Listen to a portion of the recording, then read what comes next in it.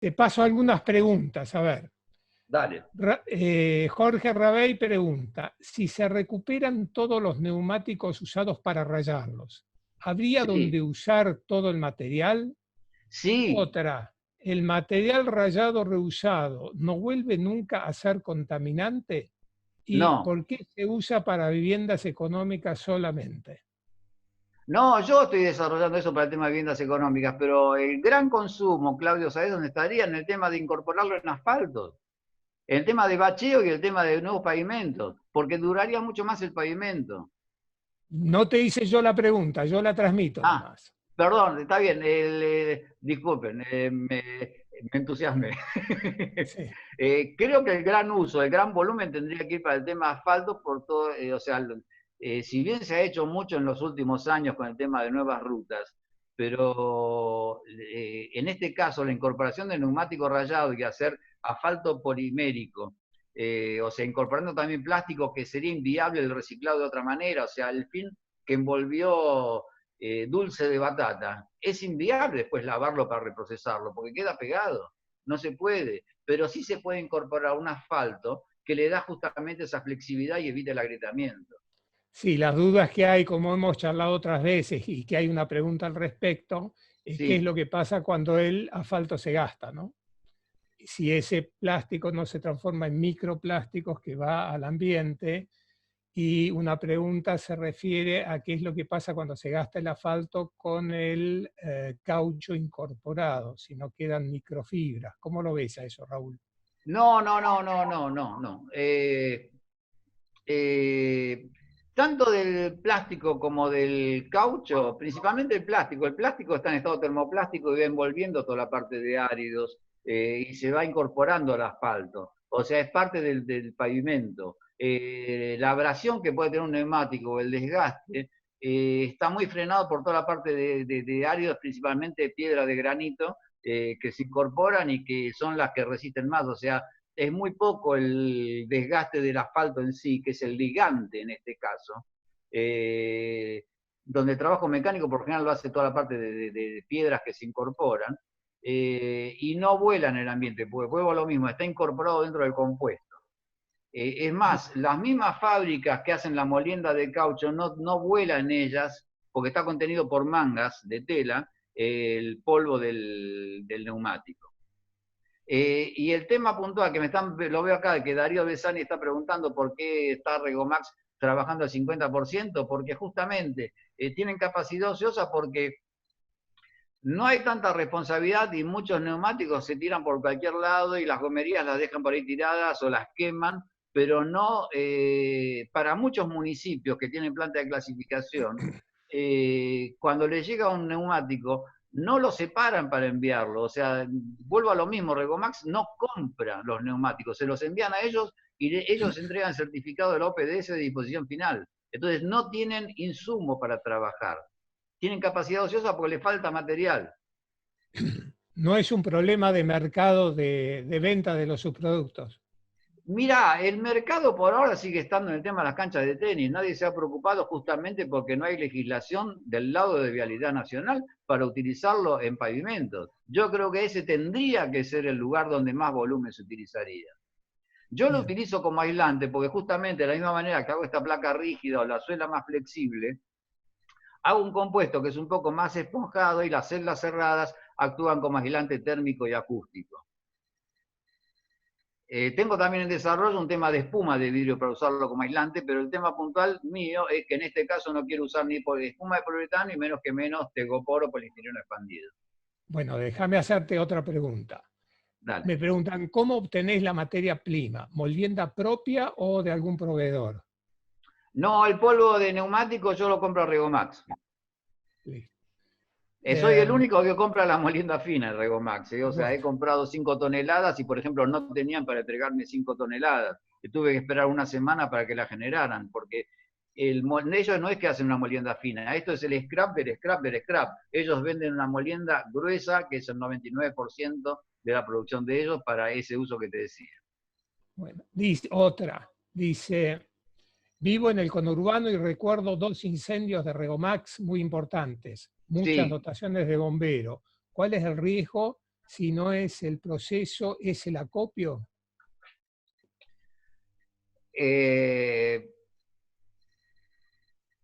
No, yo no sé realmente, no quiero poner en duda la ética de Regomax, pero hubo un incendio donde se quemó todo y las máquinas eran usadas. No sé qué habrá pasado ahí, qué tipo de accidente, pero los neumáticos lo tienen a intemperie. Si realmente se quemaron es porque ahí hubo un acto de sabotaje. Desconozco el tema. Bien. Pero esto ha ocurrido con varias plantas de clasificación donde a veces no pueden justificar lo que tienen y le prenden fuego, pero yo lo que conozco de Regomax es gente honesta que está trabajando bien y con un porcentaje bajo de rentabilidad. Están amparados en el volumen en que trabajan. El otro día yo comentaba de lo que había surgido de una charla, un seminario de la Asociación Argentina de Carretera, y ahí fue donde hice mención que coincidimos con el disertante, que no hay legislación en Argentina.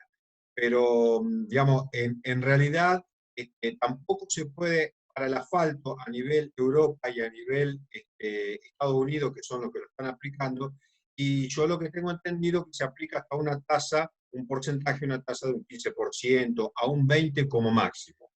¿Por qué? Porque el asfalto logra, como lo dijo bien, hace un rato lo expresó, viene a ser ligante, cementante, ¿no es cierto? Ahora bien, la consulta que venía, a ver si hay experiencia y por ahí a lo mejor puede haber cierta negatividad, porque nosotros hemos observado en obras el asfalto, por ejemplo, queda un camión estacionado que pierde gasoil y lo liquida el asfalto. En este caso, la duda que yo tengo es si hay experiencia o se sabe algo, ¿qué pasaría con el caso que tuviera agregado de ralladura de neumático? Si eso mejoraría esa rotura o no. Es un poco la pregunta, digamos, o sea, yo la verdad que no, esa parte no la conozco. Bien, le contesto. No, yo creo que un 20% me parece que es mucho, pero de un 4 a un 6% me parece óptimo. Es correcto lo que usted dice, cuando el camión chorrea gasoil, lo que está haciendo es actuar como un disolvente del asfalto. O sea, está haciendo una pintura asfáltica como la que se utiliza para los techos. Entonces, por eso, la incorporación, como decía antes, tanto de neumáticos rayados como de plásticos, polímeros plásticos que son inviables económicamente de reciclar de otra manera, principalmente el tema de stretch, de packaging de alimentos, el hacer un asfalto polimérico hace que justamente le forme como una barrera, una película al asfalto que el gasoil, al chorrear o nafta o cualquier solvente no diluya tan rápido esa parte de asfalto. Por la película que formó el plástico y porque el neumático a lo sumo puede llegar a hincharse, pero se evapora y ahí quedó. Me queda claro, totalmente claro, esa era la duda. Me parecía, pero bueno, quería escuchar a una persona que tenía más conocimiento que yo. Muchas gracias. Por favor, no. José Luis Segura, activa el micrófono, José, por favor. Y yo quería preguntarle a Raúl, ¿cuál es el coeficiente de elección del producto aislante que él menciona? Segundo, preguntarle, ¿cuál es la responsabilidad de los fabricantes de goma? Porque en general los fabricantes de los residuos peligrosos son los responsables de la deposición final de los productos. Y acá pareciera que no hay ninguna responsabilidad de los fabricantes, por lo cual sería muy fácil identificarlo, porque todas las gomas tienen una marca. Y por último, también las de los usuarios, digamos, que hay grandes usuarios que deberían ser responsables, y ahí ya no sería tan fácil identificarlo.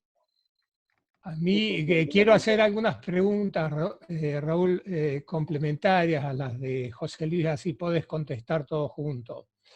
En primer lugar, si nosotros, en línea con lo que dice José Luis, si nosotros le estamos diciendo, reclamando a la Coca-Cola que se haga cargo de la recuperación de los envases de PET, ¿cómo no le vamos a hacer cargo a los fabricantes de neumáticos, a los fabricantes de autos, que se hagan cargo de la recuperación de los residuos que ellos mismos generan? Eso por un lado. Por el otro lado, quisiera que nos cuentes, ¿de qué volúmenes estimás vos que estamos hablando para que tenga sentido una planta de recuperación y reciclado de neumáticos fuera de uso? Y si tenés, y que nos digas un poco cuál es la tecnología que está involucrada acá, ya que estamos en una charla del Centro de Ingenieros, y si tenés idea de los costos o dónde averiguarlos. Esas 3, 4 cositas me gustaría que nos cuentes en línea con lo que preguntaba José Luis. Vamos por partes. El primer tema, los coeficientes no los tengo porque yo lo que hago realmente es la espuma de neumático, del compuesto neumático y plástico que uso, está revestida por masa pesada de los dos costados. ¿Qué es masa pesada? Es un compuesto termoplástico con cargas tiene un peso específico 2. Entonces, es una composición de una membrana finita de 2 milímetros de masa pesada que tiene aprobaciones en la parte automotriz como aislante térmico y acústico, se utiliza como bajo alfombra. Lo usan todos los coches de gama media y son los que le dan cuerpo a la alfombra de moquette, que en sí no pesa nada, debe pesar 400 gramos el metro cuadrado, y el cuerpo y el peso y la estructura se lo da esta masa pesada.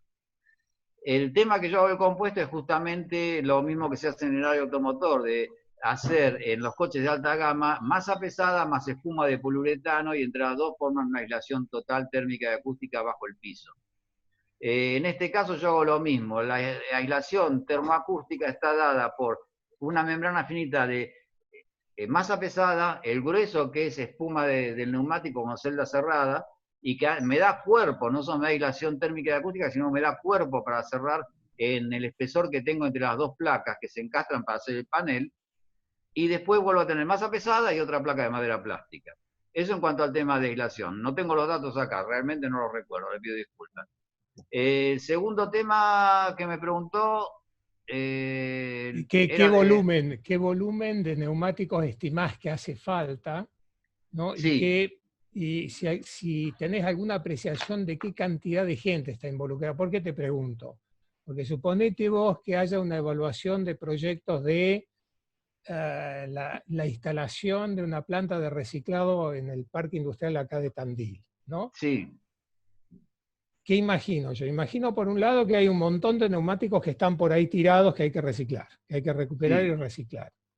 Sobre todo pensando en el tema del Aedes aegypti, ¿no? En segundo lugar, está todo el tema de los neumáticos que se van dejando de utilizar, que van entrando a estar fuera de uso, que una vez recuperado ese pico de los que están tirados por ahí, que son un montón, van a ser menor por año. ¿Cómo se resuelve eso? Y luego, ¿qué tenemos que pensar? En el partido de Tandil, en el partido de Tandil y partidos vecinos, es decir, ¿cómo se estima eso? ¿Qué idea nos podés dar? Eso por un lado.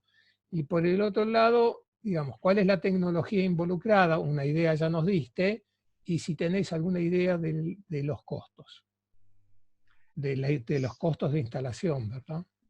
Mirá, yo creo que el tema neumáticos no escapa a lo que es la problemática integral de tema de reciclado de residuos sólido urbano, de residuo industrial y de residuos de origen agropecuario, todo. Tiene que ser una visión integral, por eso un poco mi crítica al tema de decisión política. O sea, tecnologías hay varias. El tema es cuál es la mejor o lo que más fácil se puede adaptar a la idiosincrasia y al tema cultural y social argentino. Yo creo que el tema de reciclado con revalorización puede ser no solo un tema de solución ambiental, sino de integración social. O sea, porque el tema de meterle neumático rayado en un asfalto, de la misma manera que puede incluir plásticos y no tener plásticos que se transformen en microplásticos o en islas de plástico, tenemos un costo, y estamos hablando acá estrictamente de costos crematísticos, valores crematísticos, o sea, cuál es el costo de materia prima, insumo, mano de obra, o sea, costo directo, costo indirecto, marketing, transporte, logística, y llegamos al costo final. No estamos teniendo en cuenta ni costos sociales, ni costos ambientales, los ahorros que podemos generar con un proceso bien hecho. En este caso, yo creo que puntualmente, para responder de manera integral, el tema está dado por la densidad poblacional. O sea, quizás en vez de una planta de clasificación y de proceso municipal, pueda ser a nivel intermunicipal o regional, siempre y cuando tengas una masa de, suponete, 200.000 habitantes. Ahí te cerraría la ecuación para generar distintos emprendimientos en ese parque industrial y que tengan todos viabilidad económica, sea el uso que le des. Yo, por ejemplo, al vidrio molido que compro, hago pintura reflectiva para demarcación vial. Si yo reciclara PET, solamente me dedicaría a frazadas con función social. En este caso yo creo que el parque industrial que te decía que tiene que rodear a la planta de clasificación, tiene que tener industrias para que justamente todo lo que se genera de ahí, o sea, que la planta de clasificación sea el hacer, o sea, generar el nuevo insumo para la nueva industria. Y el valor agregado, la tecnología, la viabilidad económica se le da a ese parque reciclado industrial, que puede ser privado, mixto, no sé, no me importa. El tema es que le den una solución tecnológica y que formen una cadena de valor. ¿Me entendés? Entonces, para el tema de neumáticos, como para los plásticos, todos tendrían que estar integrados de esa manera. Y creo que tecnología hay de sobra, vuelvo a lo mismo. Pero tendría que haber legislación. ¿Sabes por qué, Claudio? Reitero, el tema, no me interesan las canchas de tenis, es un mercado, un nicho de mercado que encontró esta gente para vender y lo felicito, pero trabajan con márgenes muy chicos. Y yo creo que el uso principal del neumático usado tendría que ser, por la tecnología existente, en un principio agregarlo al tema de pavimentos, pero como uso principal, para tener más duración en todo el pavimento que se realice en todas las rutas del país y en todo el mantenimiento y en todo el bacheo. ¿Me entendés? Recién después puede haber otro tipo de aplicación. O sea, lo que está generando esta gente con el tema de los plásticos, de hacer un recupero con, como llamaron ellos, con tecnología inversa, o sea, volver a los monómeros y ahí partir parte de olefinas vuelven a plástico y todo el resto va para gasoil. No, una pregunta, Raúl. Sí. Aprovechando que también está la ingeniera Bairó, que es de la Facultad de Ingeniería de Olavarría, acá se comentó el reciclado de los neumáticos como parte del paquete estructural del pavimento. Y la pregunta siguiente es si se evaluó o se ha hecho alguna investigación como árido liviano como en el hormigón, es decir, como se usa el poliestireno expandido para las estructuras livianas, el hormigón liviano o alivianado, o la arcilla expandida. En hormigón también se trabaja mucho y creo que es más fácil porque obviamente, digamos, la ventanilla en la cual se podría gestionar, que serían los municipios a través de los códigos de edificación, por ahí podrían contemplarlo, ¿no? Sí, es una buena idea. Lo único, yo lo que he visto con bloques de hormigón alivianados con poliestireno expandido es que no hay formulaciones, mejor dicho, el grueso de lo que yo he visto, no me convence mucho la parte de propiedades mecánicas porque no hay una cohesión total entre las bolillas de poliestireno expandido y el hormigón. Creo que tendrían que usar promotores de adherencia y algunos aditivos para que realmente estén bien dispersos y bien distribuidos y bien cohesionados para que justamente tengan propiedades mecánicas. Si no, corremos el riesgo de ocluir también burbujas de aire que son futuros lugares de fractura. Con el neumático sería un poco más fácil, o sea, hacer llamémosle una impregnación al neumático molido de agentes de acople y promotores de adherencia, sería muy bueno para incorporarlos en el hormigón y que a veces en algunos lugares donde se hace hormigón ni siquiera se aplica un antiespumante, se incorpora un antiespumante y hay burbujas de aire que, reitero, son los lugares de fractura. O sea, bien utilizado es una buena solución. Bueno, quería aclarar que en el hormigón, si bien yo personalmente no tengo gran experiencia, pero bueno, por ahí también en la charla lo mencionó, y tiene que ver con el control de fisuración. Al igual que la incorporación de las fibras plásticas, podría andar muy bien el rayado, sobre todo más que en partículas finas por ahí, en láminas, en pequeñas láminas, andaría muy bien para el control de fisuración, que es muy común que se nos dé a nosotros en el hormigón, por más que no estamos en el sur, y el salto térmico se da en aquellas situaciones, por ejemplo, en pleno verano, que empezamos a hormigonar a la mañana y nos agarran 2 de la tarde, 3 de la tarde con calor, y si sopla viento, peor todavía.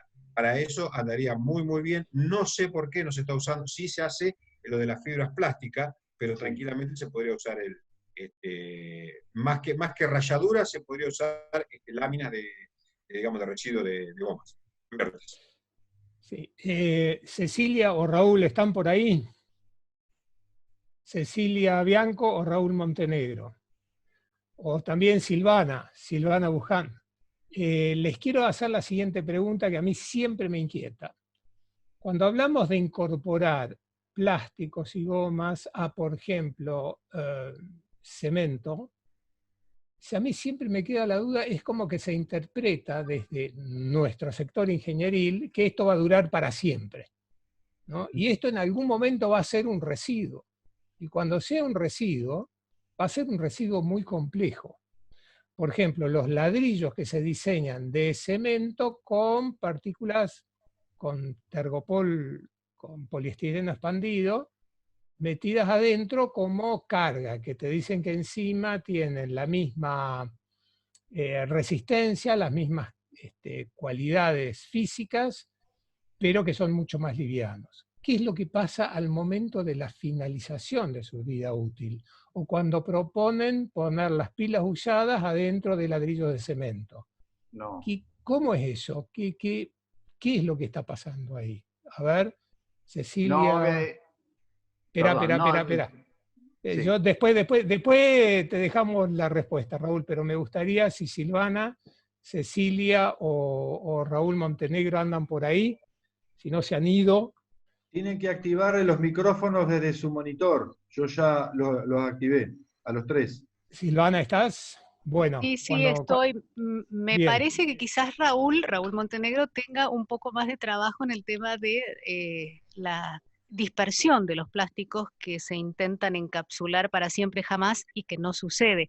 Aunque por otro lado me parece que la charla de Raúl Kresmer, teniendo 2 Raúles, es todo un tema, apunta más que nada a un determinado aspecto de todo este macro problema que es el de los neumáticos, y a lo mejor lo estamos poniendo como en un aprieto, debatiendo los principios filosóficos de la economía circular o los problemas a posteriori. Pero me parece que si Raúl está todavía por allí, o Cecilia, que con el taller ecologista han estado trabajando específicamente en el tema de residuos, porque nosotros, recordarás que en el tema de tóxicos enfocamos tóxico por tóxico y vemos así como en general, en las generales de la ley, esto que criticamos fuertemente, la incorporación de elementos que en su segundo uso o en su reciclado puedan generar productos tóxicos, que es a lo que vos estás apuntando, ¿no? A ver si anda Raúl todavía por allí o Cecilia. Sí, mientras que los buscamos, a ver, Krexmer, ¿qué nos podés decir de esta inquietud? Te digo, en un principio, yo no estoy de acuerdo con los ladrillos, con la incorporación de polietileno expandido, porque pierden propiedades, no cumplen con nada, lo mismo que las placas de hormigón, donde vuelvo a lo mismo. La mala dispersión de las bolillas de polietileno expandido hacen que no cumplan con propiedades mecánicas, por más que tengan varillas de acero reforzándolos. En el tema de las fibras es un tema importante y que ahí también hubo en estos últimos 10 años desarrollo de tecnología nacional, ni siquiera importada. En un principio se aplicaban fibras de PET en la incorporación de hormigón, y el objetivo era reducir los espesores, los volúmenes de hormigón armado en algunas grandes obras. Se reemplazó el PET porque cuando incluían cal, o sea, cuando ya la mezcla era muy alcalina, tendía a agrietar la fibra de PET y perdían el espíritu del cual habían sido metidos como reforzantes. Se pasó a las fibras de polipropileno, que si vos las ves son media gruesas y tienen una forma de zigzag. Y esas son fibras reforzantes porque son muy rígidas y sí cumplen el objetivo de decir, hagamos un espesor más fino de esta columna y que va a resistir igual por el refuerzo que tiene de fibras de plástico.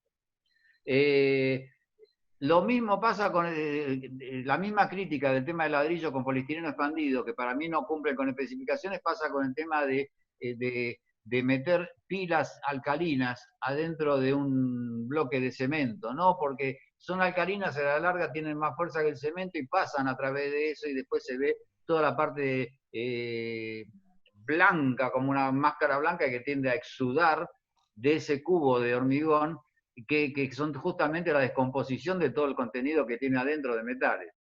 No estoy de acuerdo en esa disposición final de las baterías, ni de las pilas. Silvana, sí. Por el contrario, no me molesta hablar de los temas de plástico también, porque justamente, vuelvo a lo mismo al principio, hay un paralelismo entre la mala disposición de los neumáticos y de los plásticos en toda la parte de baldes, palanganas y demás que son abandonados, que queda agua fluida y que esos son los lugares que prefiere el Aedes aegypti para vivir.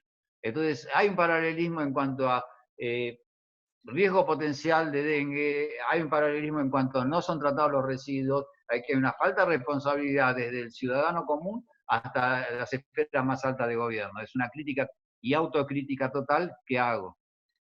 Bueno, Darío, ¿qué te parecen las propuestas de Raúl? Y Raúl, ¿qué es lo que te pareció de la propuesta y de la explicación que nos dio Darío en la charla pasada?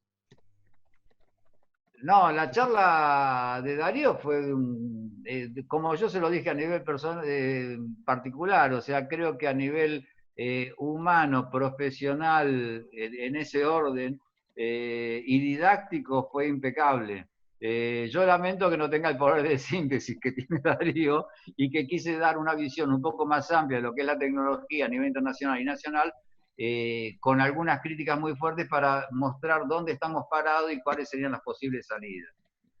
Porque me duele más que nada el paralelismo que hay, el problema que hay, tanto social, económico y ambiental, que van todos de la mano y que tenemos que salir porque no vamos a tener muchas más oportunidades. Y creo que esta es una gran oportunidad que estamos tocando fondo como para rebotar y creo que estamos mejor posicionados, si vamos al caso, que la crisis de 2001, porque hay plantas de clasificación ya existentes en algunos municipios, aunque no están funcionando. Hay cooperativas que están clasificando y reciclando, clasificando más que nada, no reciclando, que no son eficientes, pero están y tienen algo de capacitación. Entonces creo que si sobre ese activo preexistente lo mejoramos y nos comprometemos, podemos salir adelante. Hola, ¿me escuchan? Sí, perfecto, Darío. No, bueno, Raúl, qué sé yo, espectacular, o sea, un montón de información que obviamente que tenés y que escapa lo biológico, y yo desde mi visión biológica no la tengo en cuenta. Un poco la sensación que me quedo con lo que contás es que todo se reduce a decisión política, ¿no? Tanto la legislación para las rutas, que haya 100 plantas recicladoras, clasificadoras y recicladoras, una por región, digamos, y no 2 en todo el país. O sea, caemos siempre en el mismo punto, ¿no? La gente que tiene la manija tiene que tener la voluntad de dar los pasos que hay que dar. Un poquito es un problema eso, ¿no? Como que nos lleva siempre a un callejón sin salida. Una pregunta muy puntual que te quería hacer, que tiene que ver mucho con la dispersión del mosquito. ¿Hay datos de movimientos de cubiertas en Argentina? O sea, ¿tenemos una idea del movimiento de cubiertas entre localidades, entre provincias? Porque cuando pensamos también en poner una planta recicladora, por ejemplo, a nivel regional, digamos, bueno, da el volumen entre Azul y Mar del Plata, superamos ampliamente los 200.000 que vos das como cota. Bien. Ahora, si ponemos una planta recicladora y esa planta recicladora después va a absorber neumáticos de otras regiones, va a implicar que de Chaco o de Misiones nos manden cubiertas, también es un problema, ¿no? Vamos a estar metiendo un banco de huevos de Aedes aegypti permanentemente en nuestra región. Eso también tendría que estar legislado.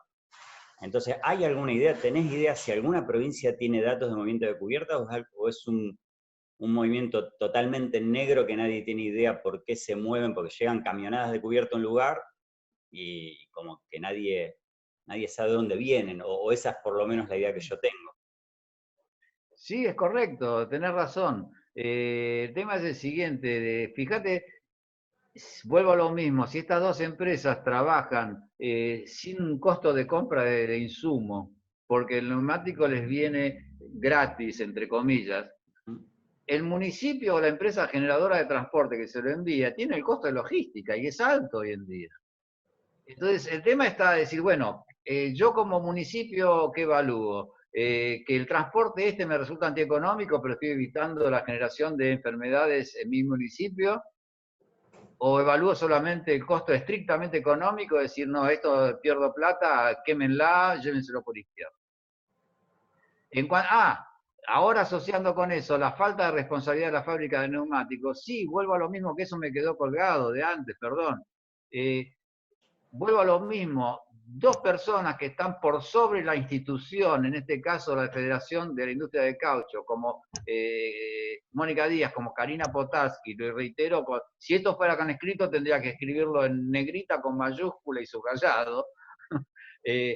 Son ellas por sobre las instituciones las que hicieron todo el esfuerzo de tender puentes entre la industria, la parte social, la parte ambiental, y tender a buscar tecnologías para el reciclado. Pero la Asociación Fabricante de Neumáticos están ausentes. No se responsabilizan. Entonces, el tema de lo que vos me decís, cuántas plantas, desde Mar del Plata hasta Azul, o sea, cómo hacer. Y mirá, creo que es verdad, hay una falta de decisión política, pero hay otra que es justamente de responsabilidad ciudadana. O sea, hay proyectos que se han hecho acá que no prosperaron, por ejemplo, un consorcio de municipios que se hizo con Chascomús y 3 o 4 municipios que lo rodeaban, donde la idea era tener una sola planta de clasificación y que determinado insumo lo procesara o lo revalizara un municipio y el otro directamente hiciera otro.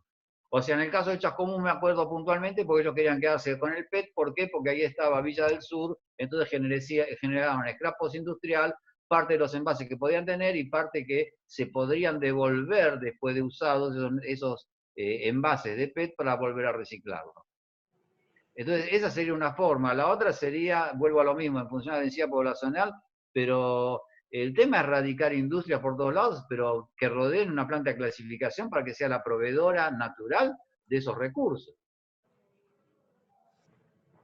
Sí, lo que me queda claro de todo lo que decís es que, como todo, el problema de las cubiertas y el problema del dengue y el problema de los recipientes, ninguno se puede ver como un problema único y pensar en solucionar el problema de las cubiertas sin solucionar un montón de otros problemas asociados tampoco tiene sentido. Es todo... Es integral.